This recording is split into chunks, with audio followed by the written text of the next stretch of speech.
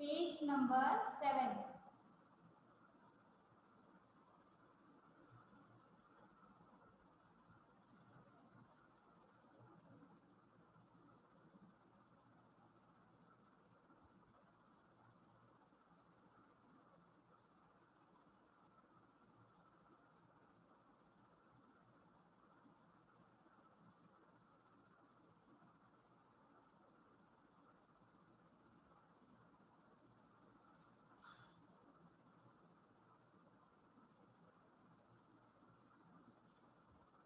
Page number 7 निकाला।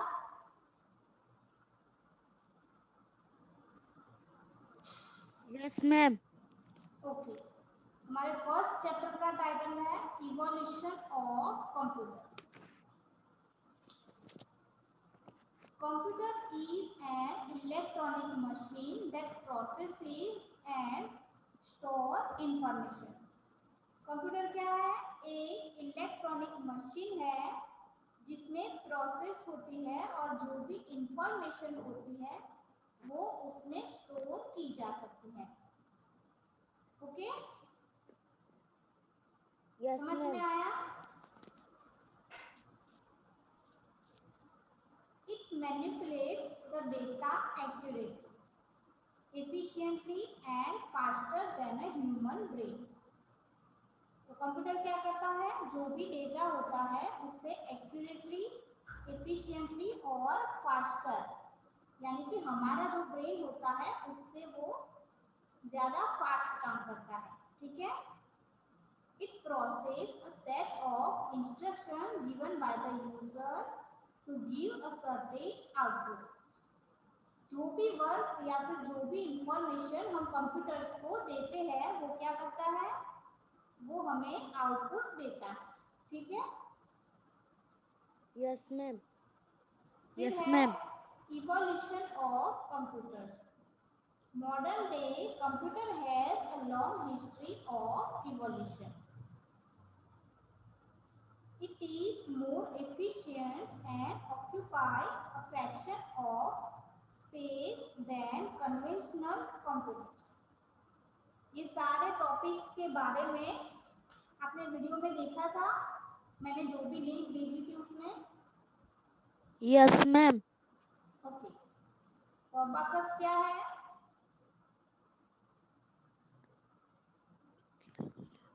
Ma'am वो एक कैलकुलेटर है।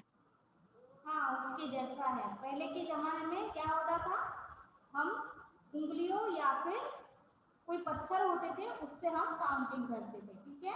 तो इसके लिए अबाकस बनाया गया है। In earlier times people use stone, bones and fingers to calculate.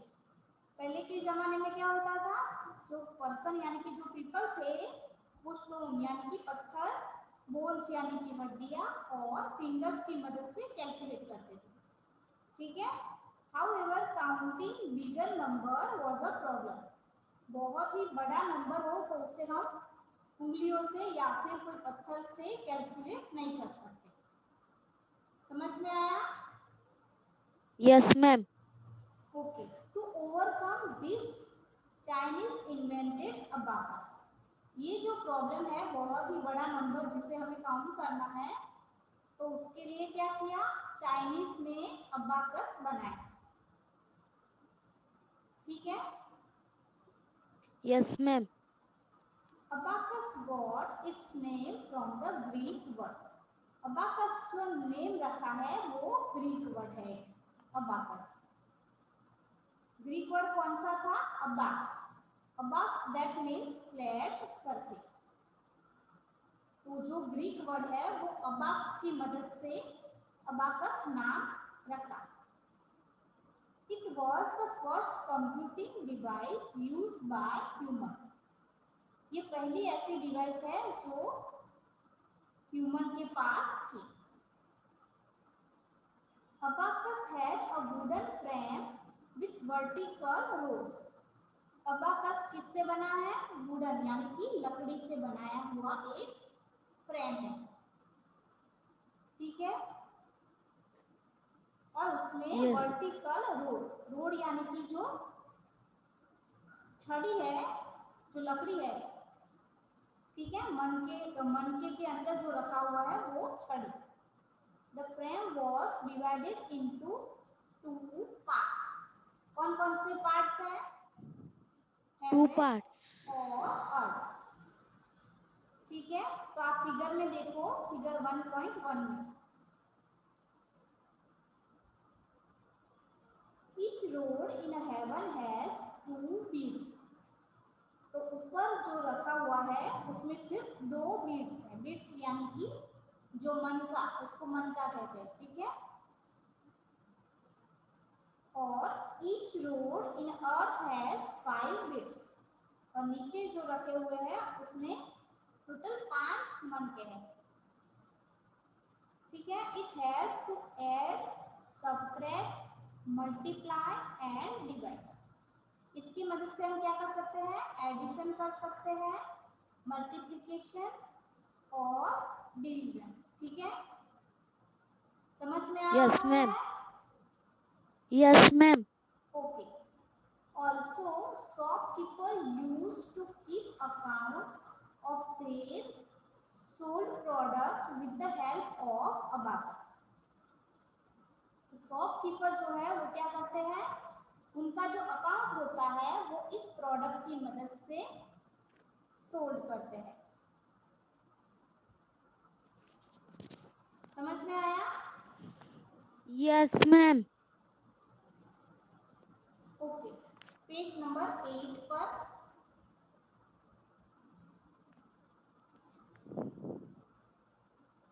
Napier's board. In 1670, John Napier, a Scottish mathematician and physicist, devised a set of rules that were used for multiplication। तो जो John Napier है उसने क्या बनाया? उसने ऐसे ही एक device बनाई जिसकी मदद से हम मल्टीप्लिकेशन कर सकते हैं। समझ में आया?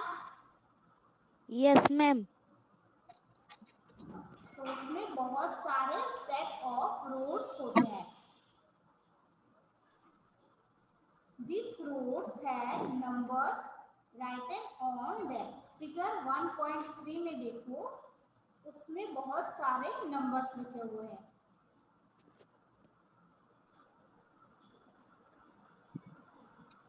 देखा? Yes, ma'am. The road, कौन सा पेज नंबर है? Page number 8।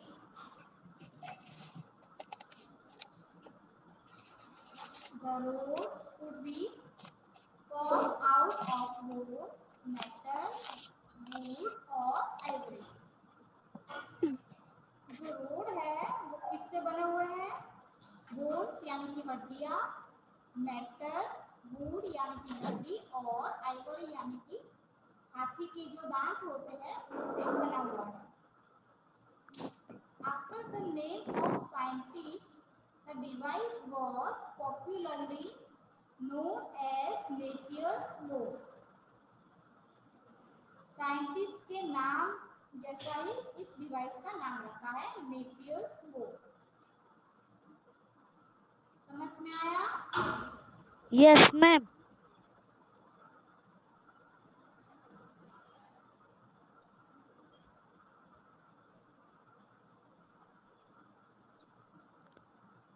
फिर है calculator. French mathematician Blaise Pascal devised a computing device called Pascaline calculator. तो एक फ्रेंच मैथमेटिशियन थे, उसका नाम था ब्लेज पास्कल। तो उन्होंने क्या बनाया? एक पास्कलाइन कैलकुलेटर बनाया। It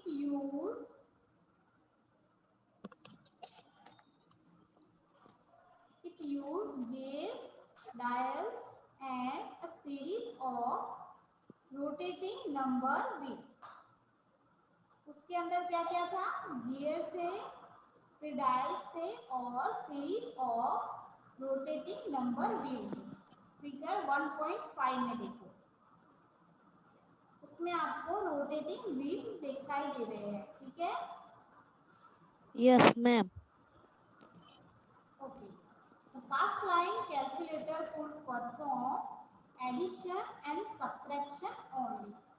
तो जो पास लाइन कैलकुलेटर है उसमें सिर्फ एडिशन और सब्ट्रैक्शन कर सकते हैं, समझ में आया। और जो Yes, ma'am. Napier's board Yes, ma'am. उसमें सिर्फ हम मल्टीप्लिकेशन कर सकते हैं, इसमें हम एडिशन और सब्ट्रैक्शन करेंगे। It was widely use for accounting purpose. ये जो पास लाइन कैलकुलेटर है ये किस लिए काम आता है, फॉर अकाउंटिंग पर्पस, ठीक है। Yes. Yes, ma'am. Okay. The first pass line was capable to perform 5-digit number calculation। तो सबसे पहला जो पास लाइन बनाया था उसकी कैपेसिटी कितनी थी, उसमें सिर्फ 5 डिजिट नंबर ही परफॉर्म होता है, ठीक है। उसके बाद एक advance series of pass line were able to calculate 6 to 8 digit number. उसके बाद फिर से एक पास लाइन डिवाइस बनाया जिसकी मदद से हम 6 से लेके 8 डिजिट तक कैलकुलेट कर सकते हैं, समझ में आया। Yes, ma'am. ओके, फिर नेक्स्ट है difference engine. In 1822 Charles Babbage invented the difference engine. 1822 में चार्ल्स बेबेज ने क्या बनाया, डिफरेंस इंजन, समझ में आया। Yes, ma'am. Okay, it was the first automatic calculator. ये जो इंजन बनाया था ये क्या है, हमारा फर्स्ट ऑटोमेटिक कैलकुलेटर था। It was capable to perform mathematical calculations automatically. तो इसकी मदद से क्या कर सकते थे हम,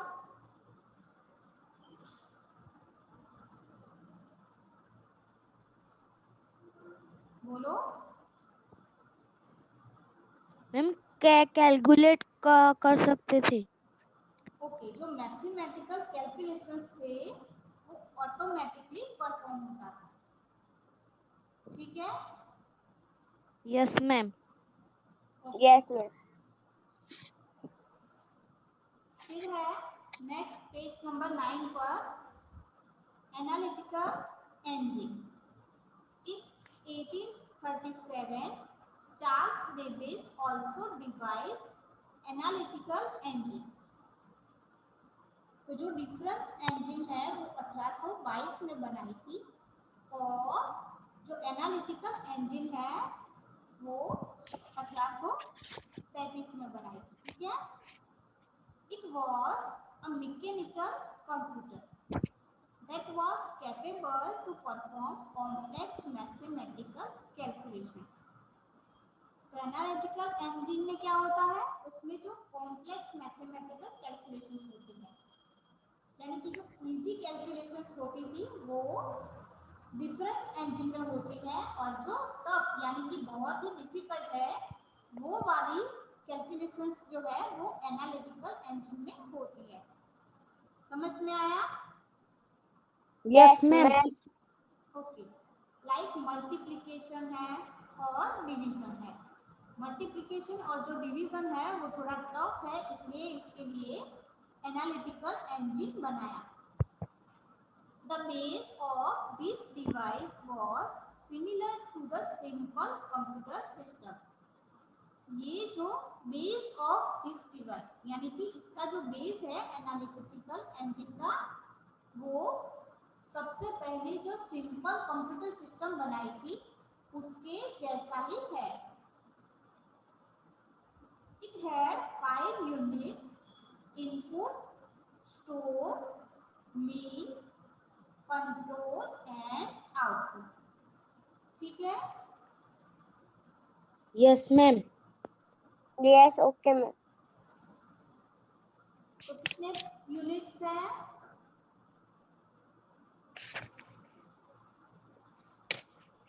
क्या मैम? Ma'am, 5 units.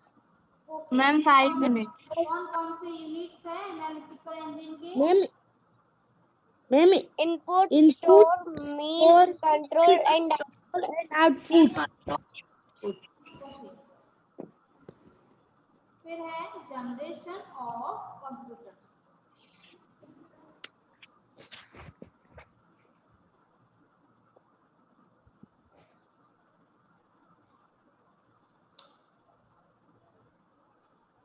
तो कितनी जनरेशंस है total?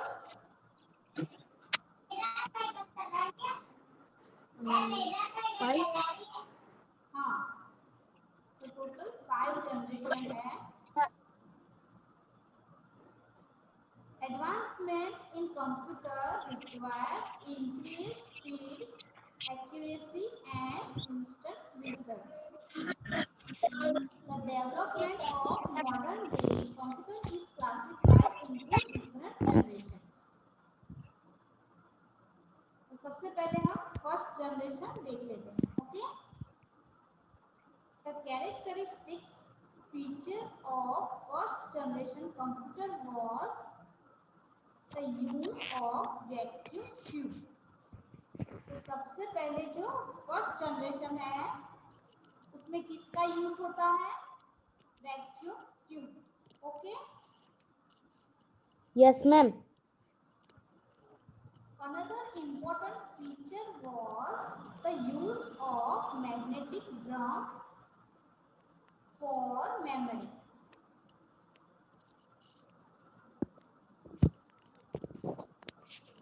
Yes, ma'am.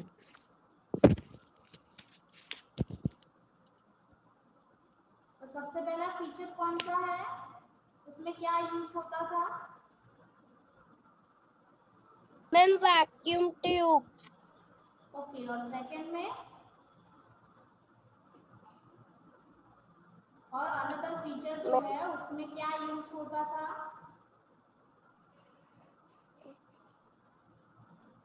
Magnetic drums. Okay, सबसे पहला फीचर है उसमें वैक्यूम ट्यूब का यूज होता था और सेकंड फीचर जो है उसमें मैग्नेटिक ड्रम किसके लिए यूज होता था? For memory. Okay, Yes, ma'am.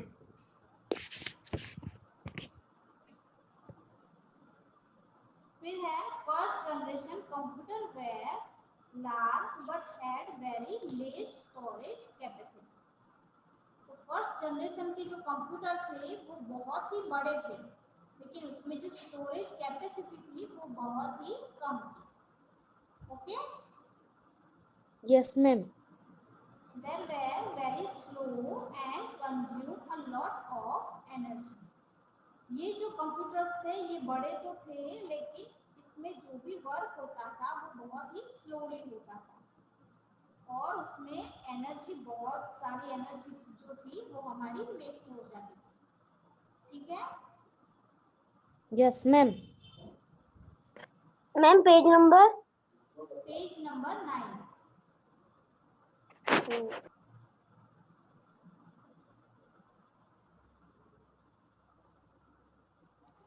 कल से 8:45 में कंप्यूटर का लेक्चर होगा तो आप लोग टाइम पे आ जाना। ठीक है, 8:45। मैम मैम कितने बजे?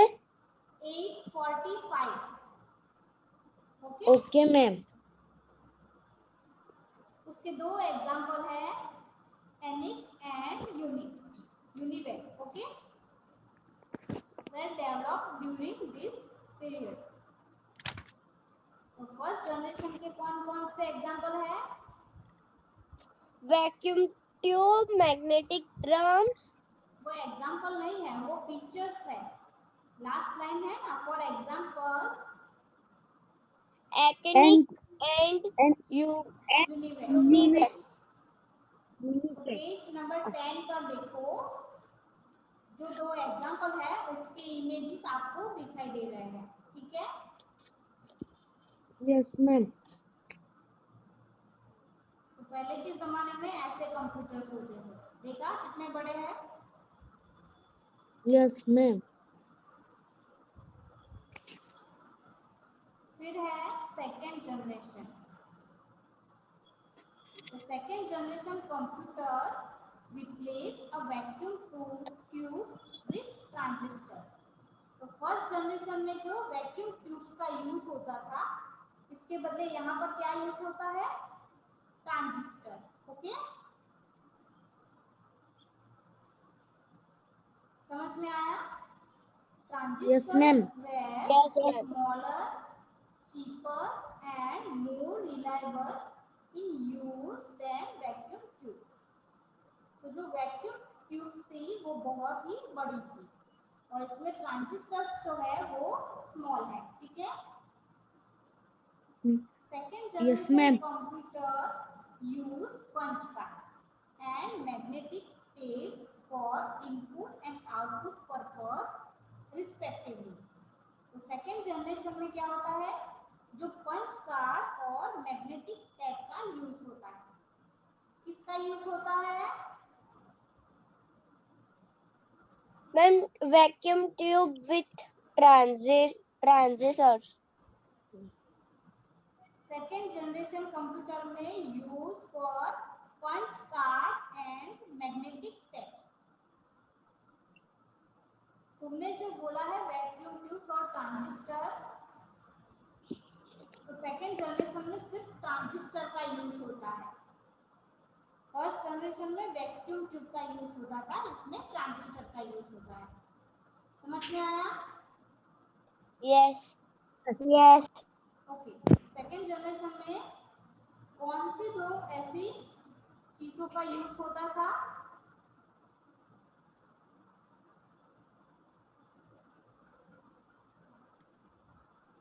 Punch Yeah, ma'am. card. Ma'am, punch card and magnetic tape yes, for input and output purpose. Purpose. तो पंच कार्ड और जो मैग्नेटिक टेप्स है वो किस लिए यूज होती थी, for input and output purpose. यानी कि जो पंच कार्ड और मैग्नेटिक टेप्स है उसकी मदद से हम क्या कर सकते हैं, जैसे कि हम कीबोर्ड की मदद से इनपुट यानी कि कुछ टाइप करके मॉनिटर में इनपुट करते हैं। समझ में आया। और मॉनिटर हमें Yes, क्या दिखा ma'am. देता है, मॉनिटर में हमें आउटपुट दिखाई देता है कि हमने ये वाला टेक्स्ट लिखा है, ठीक है। तो ऐसे ही पंच कार्ड और मैग्नेटिक टैप का यूज होता है। समझ में आया। Yes, Yes, ma'am. ma'am. There were Yes. more efficient and economical। ये जो पंच कार्ड और मैग्नेटिक टेप्स है वो क्या है, एफिशिएंट यानी कि कुशल। मैडम, यस, मैम, हाँ बोलो। आपने इसके पहले क्या पढ़ाया? इसके पहले चैप्टर ही पढ़ा रही हूँ, सबसे फर्स्ट वाला चैप्टर चल रहा है, उसमें हम सेकेंड जनरेशन वाला टॉपिक सीख रहे हैं, ठीक है। तो 1 मिनट है मैम, मैं आई। क्या,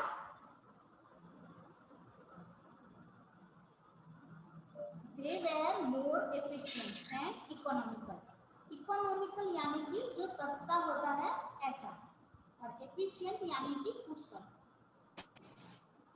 तो ये जो कंप्यूटर्स है सेकेंड जनरेशन वाले, इसमें हम काम बहुत ही अच्छी तरीके से कर सकते हैं और ये सस्ता भी है, ठीक है। समझ में आया। Yes, ma'am. Yes, ma'am. Calculate data in seconds. ये जो कंप्यूटर्स है इसमें जो भी डेटा है वो कुछ सेकेंड्स में हमारा डेटा कैलकुलेट कर लेता है, ठीक है। They were Yes, used ma'am. for selected purpose only। ये जो कंप्यूटर्स है इसमें हम सिर्फ सिलेक्ट कर सकते हैं। समझ में आया। और Yes, एग्जाम्पल ma'am. कौन कौन से एग्जाम्पल है, चलो पढ़ो। IBM Ma'am, 600, IBM IMB 600, IMB 1400, 1 Honeywell 1401, okay, 200 और हनीवेल 200। ठीक है, तो नीचे आपको फिगर में दो एग्जाम्पल्स दिए गए हैं। समझ में आया? Yes, ma'am. ओके, तो नेक्स्ट वाला जो है third generation, fourth and fifth, ये वाला हम नेक्स्ट लेक्चर में सीखेंगे। Okay Okay, ma'am.